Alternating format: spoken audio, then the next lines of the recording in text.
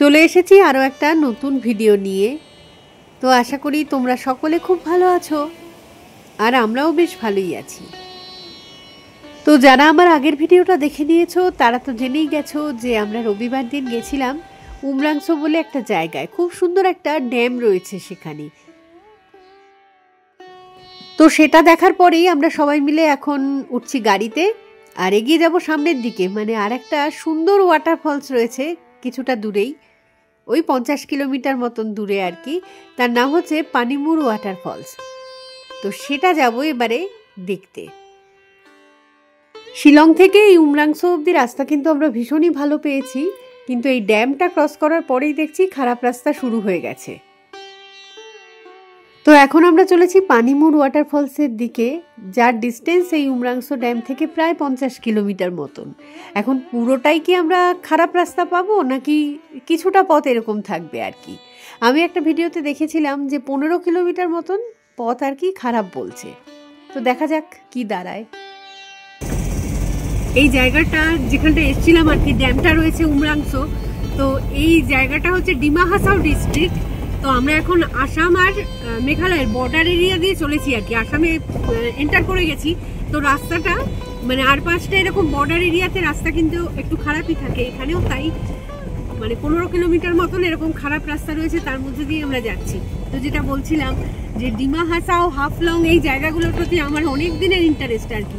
সেই আগে মানে ভ্রমণ সঙ্গী বলে বইটাতে আমি পড়তাম যখন, তখন এই জায়গাগুলোর মানে এত গল্প টল্প পড়তাম, তো জায়গাগুলো যেতে ইচ্ছে করতো আর কি। তো আজকে একটা জায়গা হয়ে গেল, দেখি হাফলংটা আজকে হবে না, পরে একদিন হাফলংটা আসবো। হাফলংয়ে একটা সবসময় মনে পড়ে যে একটা মানে রেলওয়ে ব্রিজ, এই ছবিটা বারবার করে ভ্রমণ ম্যাগাজিনটার মধ্যে আসতো। তো সেটা দেখতাম, খুব সুন্দর সত্যি।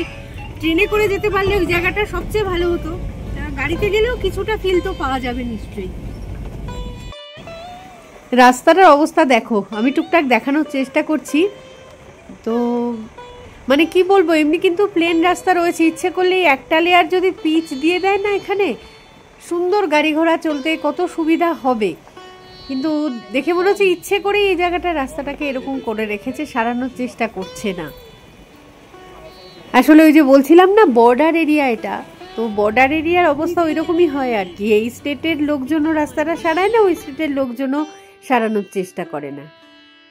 সুন্দর একটা মন্দির, কিসের মন্দির বোঝা যাচ্ছে না, বলা যেতে পারে নৌকার মতোই দুলে দুলে আমরা এগোচ্ছি আর কি সামনের দিকে। এখন জল কাদাওয়ালা রাস্তা হলে কিন্তু আরো বেশি অসুবিধা হতো, তবু বাঁচোয়া যে রাস্তাটা শুকনো রয়েছে। তার মধ্যে জেসিবি এর খুদাই, আরো ন্যারো হয়ে গেছে রাস্তাটা এখানে যেন।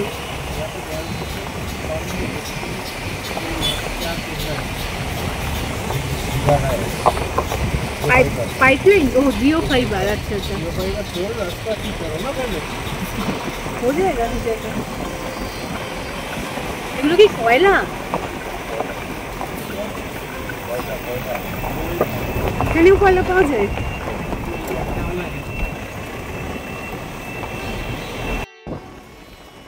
ইস্ট জয়ন্তিয়া হিলসেও যখন ঘুরতে যাই তখন সেখানে আমি ভিডিওতে দেখাই প্রচুর কয়লা পাওয়া যায় সেদিকে। আর এই জায়গাতেও দেখো কত কয়লা, রাস্তার দুধারেই একদম এরকম মানে জড়ো করে করে রাখা রয়েছে। ওই যে একদম স্তূপের মতো আর কি, ডান দিকটাতেও রয়েছে। তো ওই যে গাড়ির কাঁচের মধ্যে দিয়ে দেখিয়ে দিলাম। কোনো একটা নতুন জায়গায় ঘুরতে এসে যা কিছুই আর কি নতুন নতুন চোখে পড়ে সেগুলোই আমি ক্যামেরাবন্দি করে রাখি। আসলে এগুলোই তো মানে মজার স্মৃতি যাকে বলে। চোখে পড়লো কপিলি হাইড্রো পাওয়ার স্টেশন, কিন্তু ছবিটা চলন্ত গাড়ি থেকে ঠিকভাবে আমি ক্যাচ করতেও পারলাম না। আর রাস্তার ডান দিক দিয়ে সমানে একটা নদী বা লেক টাইপের কিছু যাচ্ছে, বিরাট বড় সেটা। রাস্তার ডান পাশটা দিয়ে সমানে একটা লেক যাচ্ছে, খুব সুন্দর বিরাট বড় লেক আর কি। যেমন অনেকটা উমিয়াম লেককে দেখতে লাগে ওরকমই দূর থেকে লাগছে। তো দেখি একদম রাস্তার পাশাপাশি যদি কোনো একটা পয়েন্ট থেকে আর কি লেকটাকে দেখা যায়, সেখানে ভাবছি নামবো একবার, যদি কিছুটা ছবি ক্যাচ করা যায় আর কি। খুব সুন্দর লেকটা, সমানে চলেছে, অনেক বড় লেক আর কি। বেশ সকালে কোথায় হুমিয়াম লেক ধরে যাবে তার মধ্যে, এমন অবস্থা। যতদূর সম্ভব এটা হচ্ছে উমরাংসো লেক। খুব সুন্দর জায়গাটা, বোঝা যাচ্ছে থাকার ব্যবস্থা, কটেজ সমস্ত কিছুই রয়েছে, আইল্যান্ডের মতন করা রয়েছে দূরটাতে। তো সেভাবে একটা ছবিটা হয়তো ক্যাচ করতে পারছি না, কিন্তু খালি চোখে জায়গাটাকে দেখতে বেশ ভালো লাগছিল। একটা দিন এই উমরাংসোতে এসে থাকবো বলে যদি মনে করো কেউ, তাহলে কিন্তু অবশ্যই মানে কয়েকটা দেখার এরকম জায়গাগুলো আছে, সেগুলো অবশ্যই দেখো, ভালো লাগবে। জায়গাটা ভারী মিষ্টি একটা জায়গা আমার যেটা মনে হচ্ছিল। যাই হোক, আমাদের গাড়ি আবার স্টার্ট দিয়ে দিয়েছে, এগোই তাহলে সামনের দিকে। এইটাই বাকি ছিল রাস্তাটার, এখন তো শুকনো রাস্তা ছিল, এখন এই কাদা হয়ে যাওয়াটাই বাকি ছিল রে।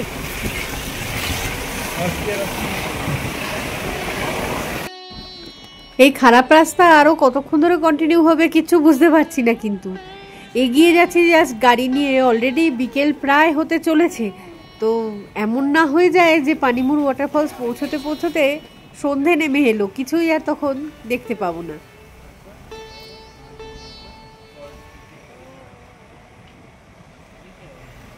এতক্ষণ যে আমি এটাকে একটা বর্ডার এরিয়া শুধু বলছিলাম, সেটাও নয় আর কি, এটা একটা মানে ফরেস্টেরও অংশ কিন্তু।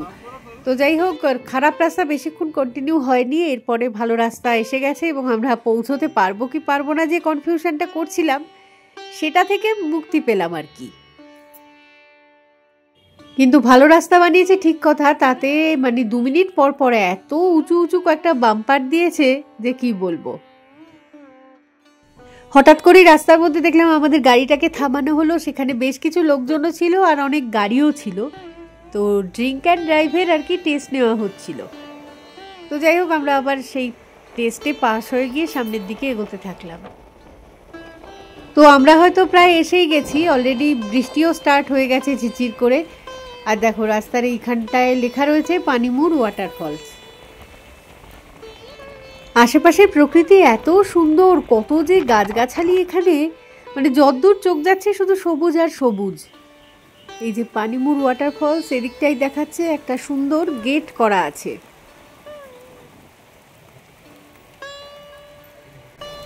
সুন্দর এই গেটটা দেখে আমরা ভাবলাম এটা দিয়েই বোধহয় ভিতরটায় ঢুকতে হয়, কিন্তু জিজ্ঞেস করে জানতে পারলাম না, এটা অ্যাকচুয়ালি অরিজিনাল এন্ট্রান্স নয়, আর একটু আগের দিকে আমাদের যেতে হবে। তো গাড়িটা যথারীতি আবার ঘুরিয়ে নিলাম। তো এই মুহূর্তে কিন্তু বেশ জোরে বৃষ্টি পড়ছে। জায়গাটা কিন্তু সত্যি অসাধারণ, মানে ওয়াটারফলস যদি কেউ দেখতে নাও চাও, মানে এই রাস্তাটার উপর দিয়ে ড্রাইভ করতেই এত মজা লাগবে। যেমন সুন্দর রাস্তা আর দুধারের এই যে লম্বা লম্বা গাছগুলো, মানে আলাদা একটা পরিবেশ একদম এখানে। তো যাই হোক, যেমনটা বলছিলাম আর কি, সুন্দর একটা গেট দেখে আমরা হলো ওটাই এন্ট্রান্স, বোধহয় ওদিক দিয়েই ঢুকে পড়তে যাচ্ছিলাম। তো আমাদেরকে ওখান থেকেই জানানো হলো যে আরেকটুখানি আগে যেতে হবে, তাহলেই এরকম বাঁ দিকেই আর কি একটা রাস্তা মতন চলে গেছে, সেখান দিয়ে ঢুকতে পারবেন। তো সেভাবেই আমরা এগোতে থাকলাম। এই যে পেয়ে গেছি অরিজিনাল রাস্তা। একেবারে মুষলধারে বৃষ্টি পড়ছে সেই মুহূর্তে। তো বাঁ দিকে টিকিট কাউন্টার, আমাদের দাঁড়াতে হবে একটু। আমি যেটা জানতাম আর কি, টিকিটের খরচা এখানে পার হেড হতে 40 টাকা করে। তো এখানে আমরা 3 জন রয়েছি, প্লাস গাড়ির যে পার্কিং চার্জ সেটা মিলিয়ে একসাথে দেখলাম 170 টাকা চার্জ করলো।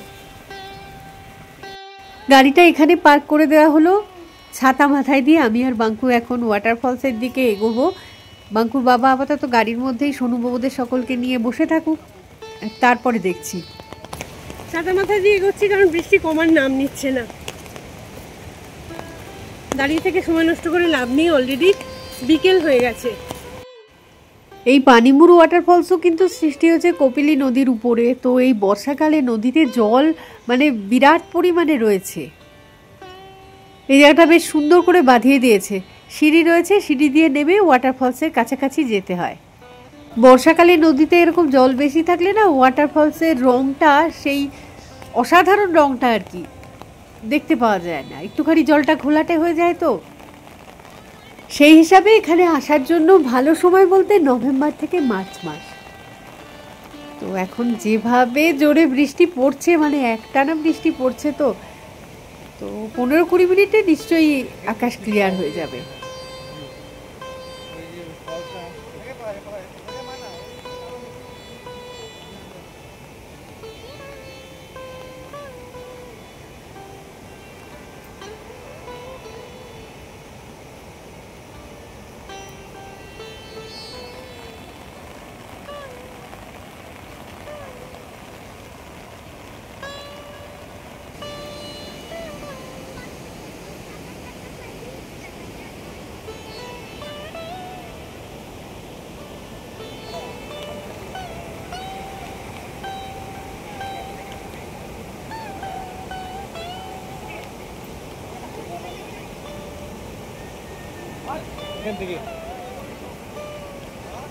বৃষ্টিটা কিন্তু আগের থেকে একটু কমেছে, অ্যাটলিস্ট ছাতা ছাড়া কিছুক্ষণ দাঁড়ানো যাচ্ছে।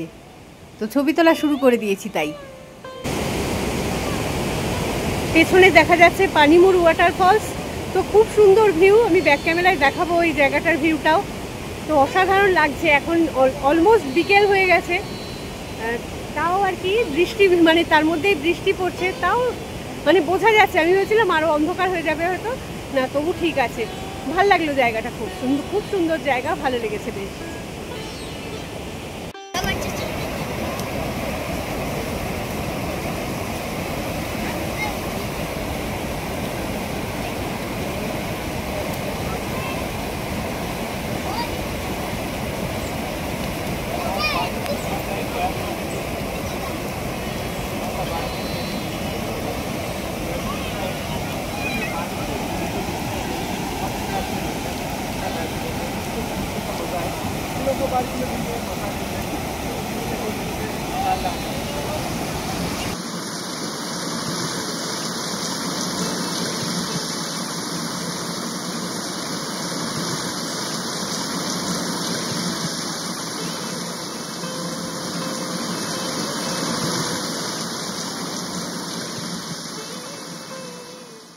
পানিমুর ওয়াটারফলস থেকে বেরিয়ে এসে আমরা এখন রওনা দিয়ে দিয়েছি শিলংয়ের উদ্দেশ্যে। তো যথেষ্ট পরিমাণ গরম লাগছে, গাড়িতে এসি চালিয়ে যাওয়া হচ্ছে। যতক্ষণ বৃষ্টি হচ্ছিল ওয়েদারটা কিন্তু ঠিকঠাকই লাগছিল, যেই বৃষ্টিটা থেমে গেছে বেশ গরম এদিকে। পানিমুর ওয়াটারফলস থেকে বেরিয়ে এসে এখন বৃষ্টি কমে গেছে, যাচ্ছি শিলংয়ের দিকে। তবে যে পথে এসেছিলাম সে পথে এখন ফেরত যাচ্ছি না, আমরা যাচ্ছি নওগাঁ হয়ে যাব আর কি। তো একটুখানি পথ এতে বেশি পড়বে, তাহলেও ঠিক আছে, কারণ হাইওয়েটা ধরতে পারবো। ন্যাশনাল হাইওয়ে ধরতে পারলে অনেকটা স্পিডে গাড়ি যাবে, ডিস্টেন্স বেশি হলেও সময়টা কম লাগবে আর কি।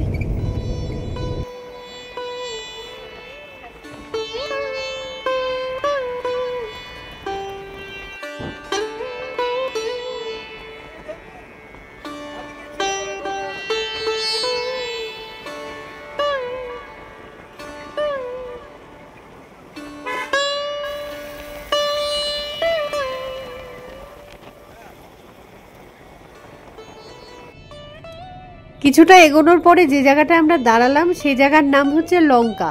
এখন এখানে না অনেকগুলো দোকানপাট রয়েছে, খাবার জন্য কিছু একটা খুঁজছিলাম আর কি। দেখলাম সব দোকানেই এই খাবারটা বেশ জনপ্রিয়। চানা রয়েছে, ঘুগনি রয়েছে, চানা পোলাও ঘুগনি এরকম টাইপের কি একটা নাম বললো। রীতিমতো পেট ভরা একটা খাবার, পার প্লেট হচ্ছে 20 টাকা করে। লোকাল লোকজনরা নাকি 3 বেলায় এই খাবার খায় এখানে। তো যাই হোক, আমরাও পেট ভরে এই খাবারটা খেয়ে নিয়ে সামনের দিকে রওনা দিলাম। আর কি সুন্দর একটা ব্রিজ দেখো, নিচ দিয়ে একটা রেল লাইন রয়েছে।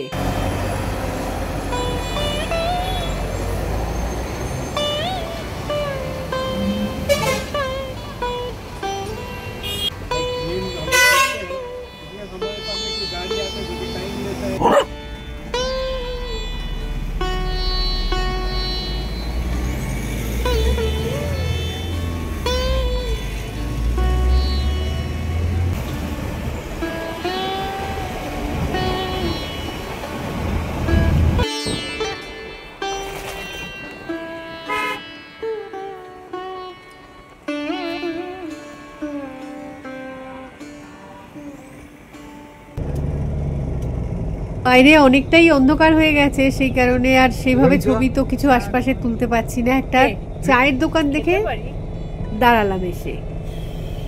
অথবা আর কি আছে, আইসক্রিম আছে, ছোট কাপ আইসক্রিম।